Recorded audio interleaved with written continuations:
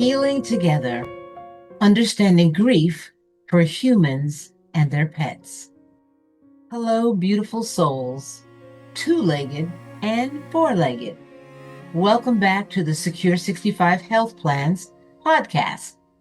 I'm your host, Moné Swann. And in today's episode, we're going to keep it gentle, but it's also very important. Whether you're grieving a spouse, a parent, a dear friend, or a beloved pet who walked with you through life by your side, today we're talking about how to navigate grief with clarity, compassion, and community. Grief doesn't come with an instruction manual, and it certainly doesn't come the same way for everyone. But there are patterns and emotional responses that can help us understand what we're really feeling and why. Many of these come from the 5 stages of grief model introduced over 50 years ago by psychiatrist Elizabeth Kubler-Ross. Now, her work was originally focused on patients facing their own mortality, but later evolved with David Kessler into a model for those left behind to mourn. Today, I want to walk you through these stages in a fresh, gentle way, adding tools, insights, and emotional support for both humans and those who grieve their pets. Because love is love, and so is loss. So let's walk this path together. Denial, the shock that protects us. Denial is our mind's way of buffering the immediate pain. It's that moment when you say, "Oh, this just can't be real." Whether you're mourning a partner or the furry friend who greeted you every morning with big bright eyes and a wagging tail, denial gives you time to breathe, hope to cope in this stage. Now you need to allow yourself small routines like morning tea, a walk, feeding your remaining pets. Hold something comforting, a pet's collar, a loved one's sweater, a blanket. Give yourself permission not to make sense of everything right away.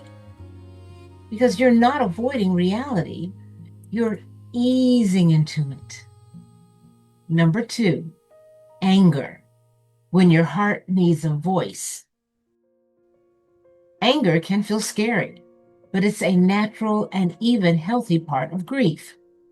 It may come as frustration, irritability, or the big, "why is this happening?" energy. Your anger is not wrong. It's an expression of the love you still carry. Solutions and healthy outlets. Journal freely. I'm angry because. Take a walk or play with your pet to release stored tension. Talk to someone who won't try to fix you. Well, just listen. For pet loss, talk to your pet. It's more healing than you think. Anger doesn't mean you're breaking down. Sometimes it means you're finally beginning to feel. Number 3, bargaining, the only if only stage. Here is where we think, if only I had done this, or what if I'd seen the signs sooner, or maybe if I changed something, the pain would go away. This stage can be especially strong for pet parents who feel responsible for every detail of their animal's life. What helps during bargaining? Remind yourself you did the best you could with what you knew at the time. Talk with friends who can offer reassurance and compassion.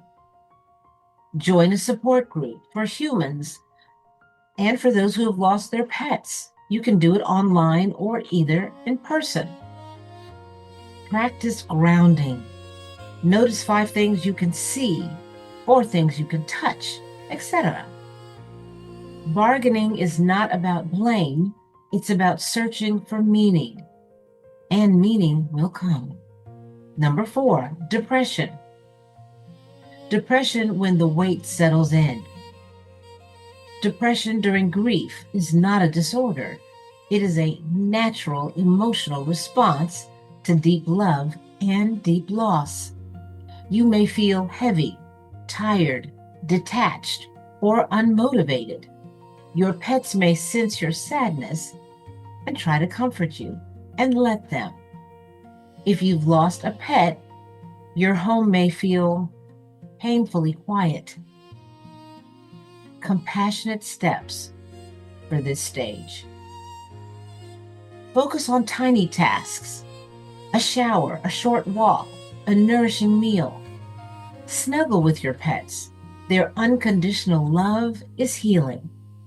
Avoid big decisions like moving, adopting another pet, or a major purchase at this time.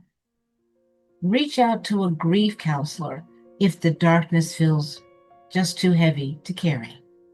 And remember, you're not expected to bounce back. This is a time to rest and let your heart mend slow and steady. Number 5, acceptance. Not moving on, but moving with your love. Acceptance is often misunderstood. It doesn't mean you're suddenly okay with the loss or that the pain disappears. Acceptance means you're learning to live with the new reality again. You're beginning to notice small joys again. A warm sunrise, a friend's laugh, a pet curling up beside you, a memory that brings more warmth than ache. Ways to embrace this stage: create a memorial, a photo, a garden stone, a color shadow box.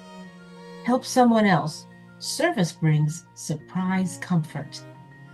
Celebrate your loved one or pet by living with the compassion that they taught you. Allow joy back into your life without guilt. Love leaves an imprint, not a chain. Acceptance doesn't close the story. It simply lets you keep writing. And remember, grief is not linear. You may revisit stages. You may skip some entirely. You may find moments of peace and then waves of sadness. And this is normal. This is all human. This is all love. Special note for pet parents. Our pets give us unconditional love. Losing them is losing a companion, routine, and source of daily joy.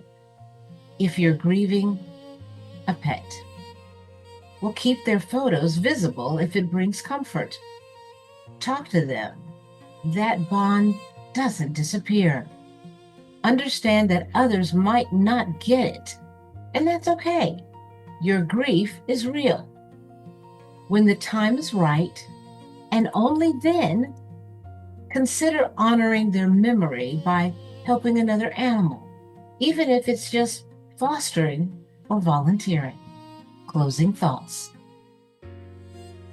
No matter who you've lost, human or pet, your grief is valid.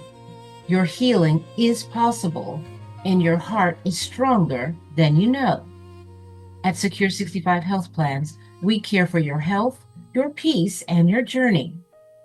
If you need support, resources, or just someone to help guide you through whatever the circumstances are, we're here.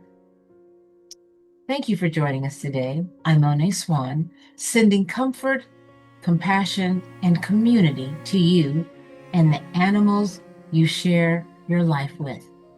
You are loved. Have a wonderful day. Bye.